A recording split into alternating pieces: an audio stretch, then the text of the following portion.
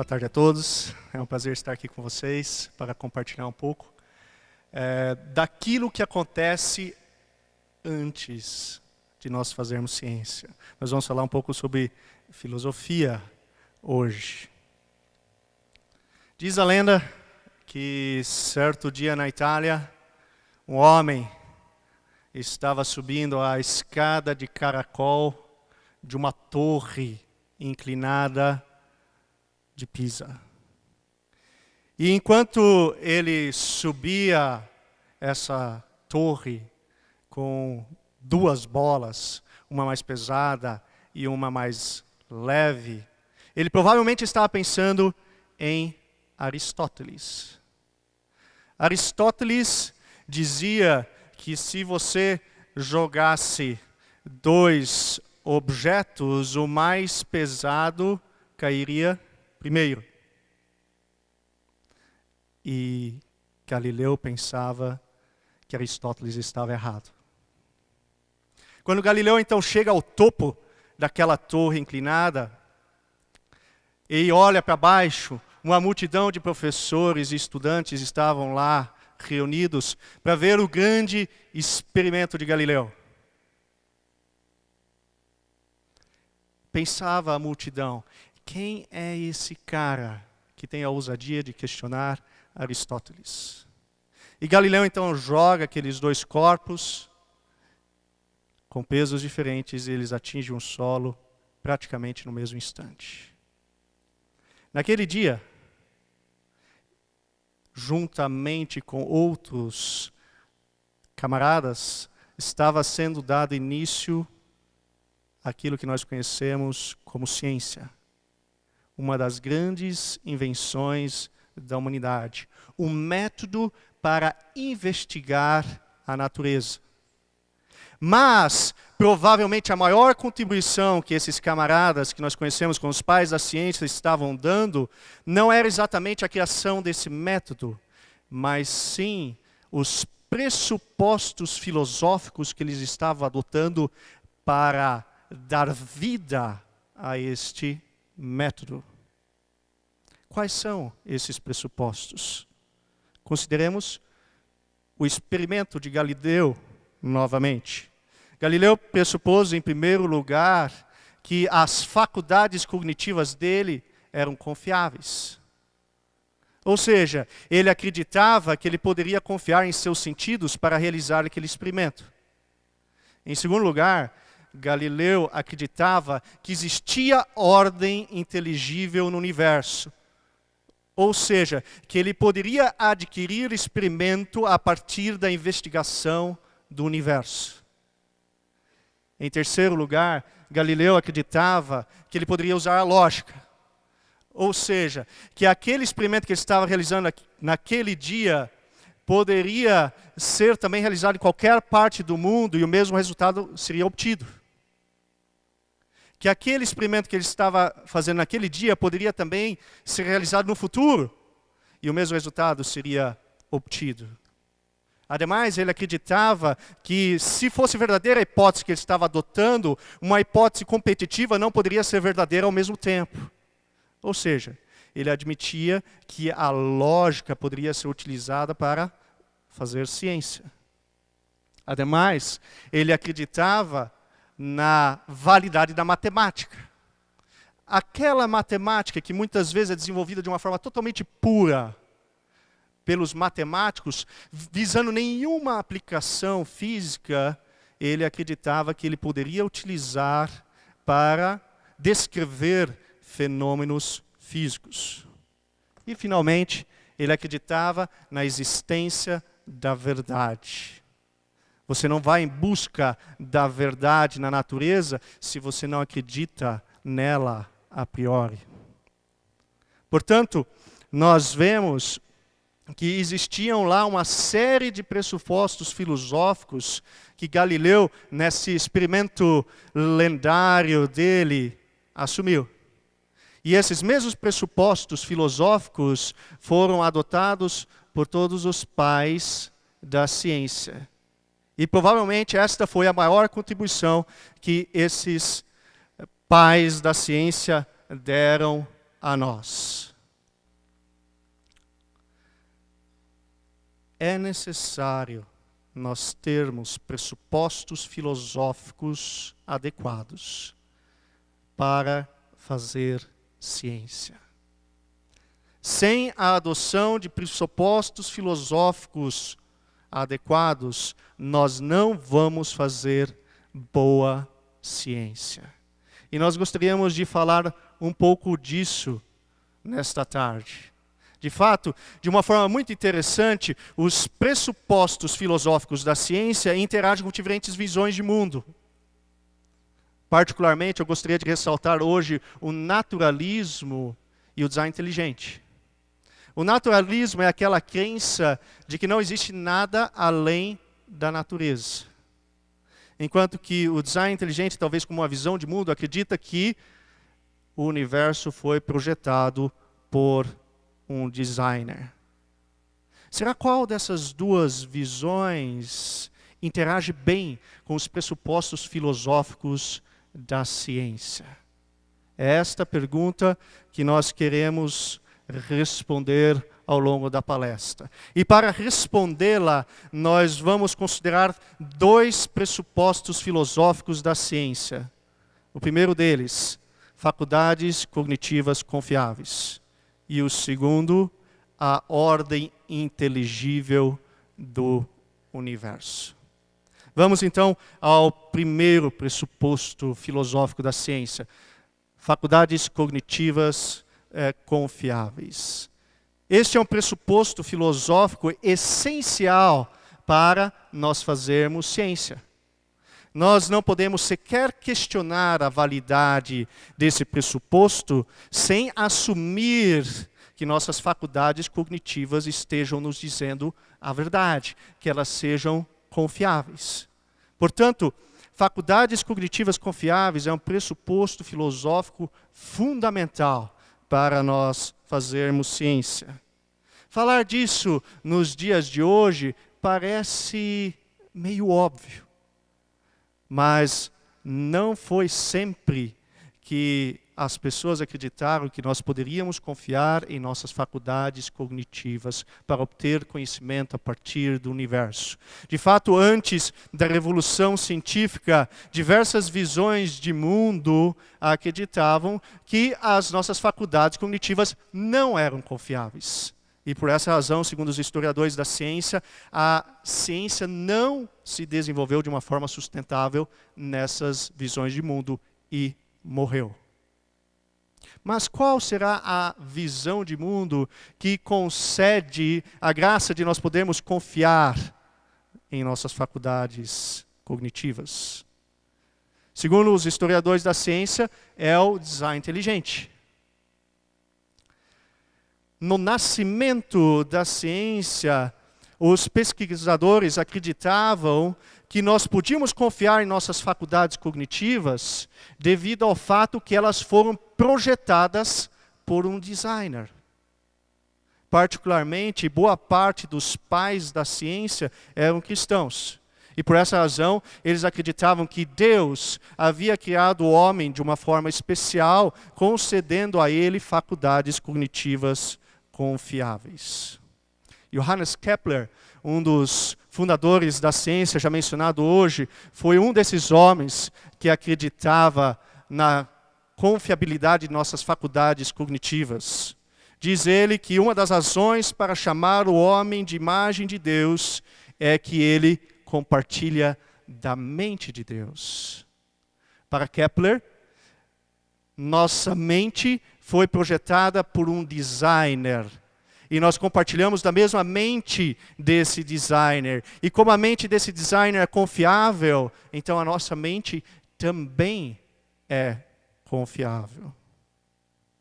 Esse era o mesmo pensamento, conforme nós já vimos hoje, de todos praticamente pais da ciência. Newton, Maxwell, Pascal. Todos eles acreditavam que nós possuíamos faculdades cognitivas confiáveis porque elas foram projetadas com o propósito de nos dizer a verdade. Mas será que a importância do design inteligente é somente histórica? Será que nós só temos uma justificativa para utilizarmos as nossas faculdades cognitivas numa visão de design inteligente devido à história? Ou será que também nós podemos desenvolver um bom argumento lógico para justificar a crença de que as nossas faculdades cognitivas sejam confiáveis? Diversos estudiosos acreditam que nós também temos um bom argumento lógico para a crença de faculdades cognitivas confiáveis numa visão de design inteligente. Lewis, Taylor, Alvin Plantinga desenvolveram os seus argumentos. E nesta tarde eu gostaria de mencionar o argumento de Taylor. Diz Taylor que aparentemente as nossas faculdades cognitivas são o resultado de processos cegos, sem propósito, não guiados. Se não há intencionalidade num determinado processo, então também não pode coexistir nenhuma intencionalidade nesse processo. Ora, se a evolução é um processo não intencional, então as faculdades cognitivas nossas também não podem ter intencionalidade, ou seja, elas não são confiáveis. Para ilustrar o seu ponto, ele então cita uma ilustração muito interessante e bem didática. Ele diz, imagine que você está dentro de um trem e você está indo para o país de Gales. E de repente você vê através de sua janela, numa colina, centenas de pedras brancas arranjadas de uma forma que transmita a mensagem bem-vindo ao país de Gales. Se você é um naturalista, então provavelmente você vai acreditar ou vai imaginar quantos milhões de anos demoraram para essas pedras, através de fenômenos não guiados, aparecer nessa formação de tal forma a você ler agora, bem-vindo ao país de Gales. É possível isso acontecer? Até talvez seja, apesar da probabilidade de ser baixa. Entretanto, se isso for verdadeiro, ou seja, se aquelas pedras tomaram aquele arranjo devido ao processos cegos, não guiados, sem intenção, sem propósito, então nós não podemos confiar na mensagem que lá está. A mesma coisa, diz ele, acontece com as nossas faculdades cognitivas. Se as nossas faculdades cognitivas são consequência do naturalismo e do evolucionismo, então as nossas faculdades cognitivas até podem ser complexas e maravilhosas, mas nós não podemos acreditar na mensagem que elas nos transmitem. Elas não são confiáveis. Ou seja, você tem duas opções. Ou você deixa de acreditar no naturalismo, ou você deixa de acreditar que as suas faculdades cognitivas sejam confiáveis. De fato, é interessante que diversos darwinistas ainda hoje, eles reconhecem que as faculdades deles não são confiáveis. O próprio Darwin, ele admitiu essa dúvida. Richard Dawkins também, ele admite, não, eu acredito que as minhas faculdades cognitivas não são confiáveis. Então, por que ele vai fazer ciência? Por que é que ele vai pensar acerca das questões do mundo?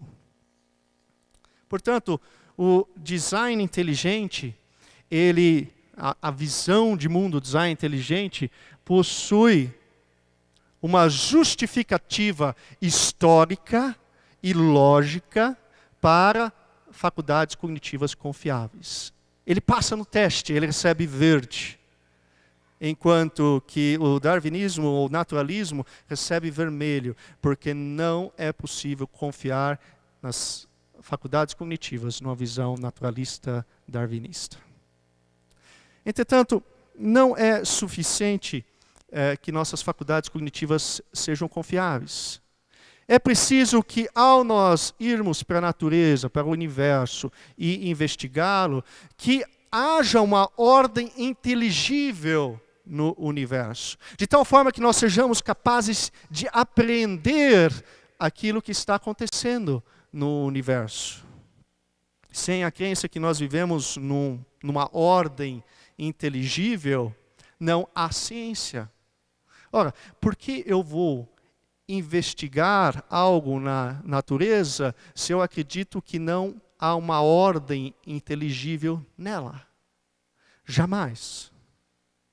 A inteligibilidade do universo também parece óbvia nos dias atuais. Entretanto, novamente, não foi sempre assim. Antes da revolução científica, diversas visões de mundo acreditavam que nós não podíamos, ou nós não tínhamos uma ordem inteligível no universo inteiro ou numa parte desse universo. Por essa razão, segundo os historiadores da ciência, a ciência não se desenvolveu de uma forma sustentável nessas visões de mundo. Mas qual é a garantia para esse pressuposto filosófico da ciência? Ou qual visão de mundo é que garante ou que justifica a crença nesse pressuposto filosófico? Novamente, nós temos uma boa resposta no design inteligente. Inicialmente, uma justificativa histórica. Os historiadores da ciência afirmam que os primeiros cientistas acreditavam que o universo era inteligível porque alguém projetou o universo de tal forma que nós pudéssemos compreendê-lo. Mas, de novo, será que nós temos, além da justificativa histórica, um argumento lógico que permite nos dizer, numa visão design inteligente, que há uma ordem inteligível no universo?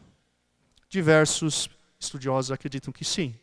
Peter Kraft, um filósofo, professor de filosofia do Boston College, ele desenvolve um argumento que parece plenamente plausível. Diz Peter Kraft, o universo possui uma grande quantidade de inteligibilidade.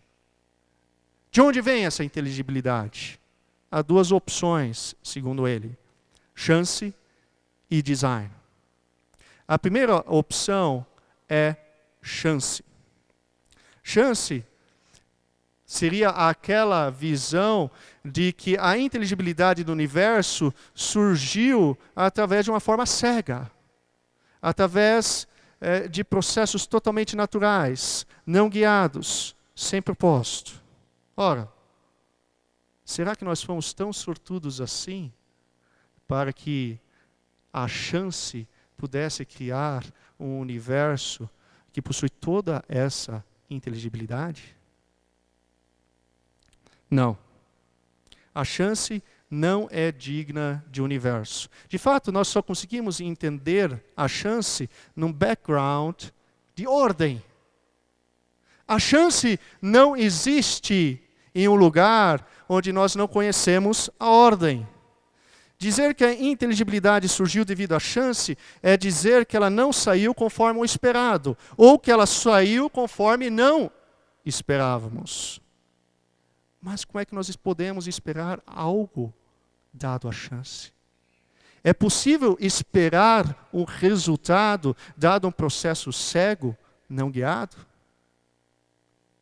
Não.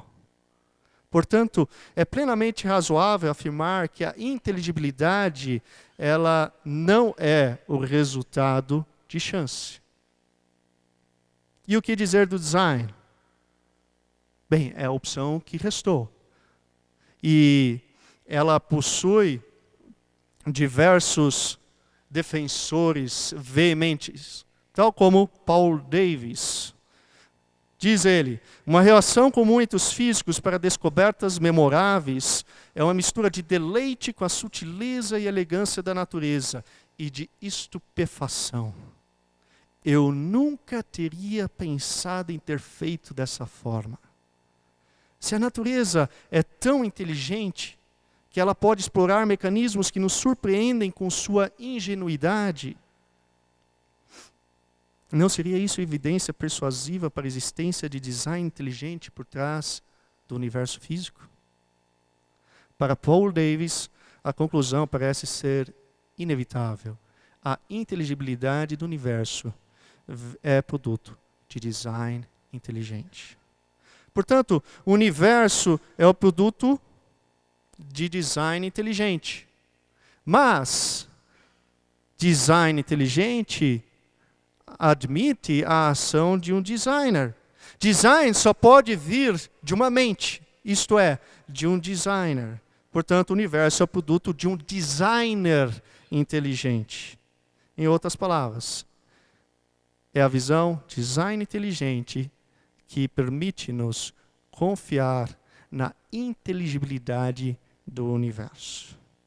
Assim, o design inteligente, ele não somente possui uma justificativa histórica adequada, mas também lógica. E, novamente, o naturalismo não. Afinal de contas, nós vimos que a chance não pode produzir inteligibilidade.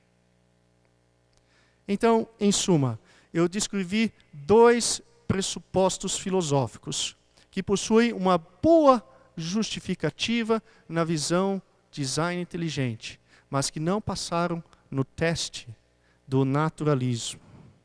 O design inteligente fornece uma boa justificativa para faculdades cognitivas confiáveis e a ordem inteligível que nós encontramos no universo. O naturalismo não. Em outras palavras, foi possível mostrar que o design inteligente é aquela visão de mundo que interage bem legal com os pressupostos filosóficos da ciência. Daí, quais são as lições que nós podemos tirar daí? A primeira, se as pressuposições de uma visão de mundo são falsas, quando comparadas aos pressupostos filosóficos da ciência, então a ciência que vai surgir daí é ruim. Ela não pode ser confiada. E esse é o problema do naturalismo. E é por essa razão que quando o naturalista vai realizar investigação científica, ele jamais vai admitir que design inteligente é ou pode ser científico. A segunda, se as pressuposições de uma visão de mundo são verdadeiras, quando comparados aos pressupostos filosóficos da ciência, então a ciência que surge daí pode ser boa. Ela não necessariamente é boa, mas ela pode ser boa. No naturalismo, ela sempre vai ser ruim. E mais, o tipo de ciência que nós vamos poder praticar numa visão design inteligente será a mesma ciência que os nossos pais praticaram. É aquela ciência praticada numa visão design inteligente. Então, assim como Stephen Meyer, um dos grandes design inteligente, conforme Enésio mencionou, disse: vamos retornar às origens. Vamos voltar a fazer ciência num contexto de design. É com isso que eu encerro essa palestra.